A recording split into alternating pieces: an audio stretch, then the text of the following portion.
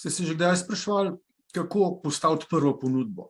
Seveda, a ne bo prva ponudba bolj ekstremna, bolj na moji strani, a ne bo zelo realna in zelo prilagojena zahtevam druge strani.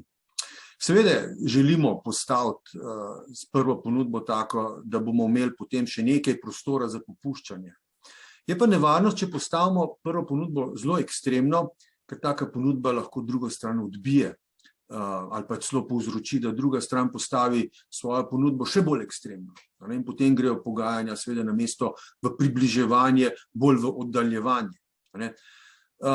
Zato je smiselno, da če že postavimo prvo ponudbo, in pravzaprav je to v veliki večini primerov tudi dobro, da začnemo mi s prvo ponudbo, vendar mora biti ta prva ponudba realna. Lahko je seveda bolj na naši strani, vendar še vedno realna.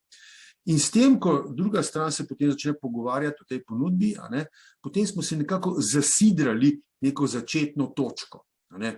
Kako pa najti, kaj je tista prva točka, ki je še vedno realna, to pa seveda treba ugotoviti z pravimi vprašanji. In o tem bomo govorili tudi na Pogajalski akademiji, kako postaviti prvo ponudbo taka, da bo realna, obenem pa še vedno nekako nam bo pustila nekaj prostora, da bomo lahko popuščali.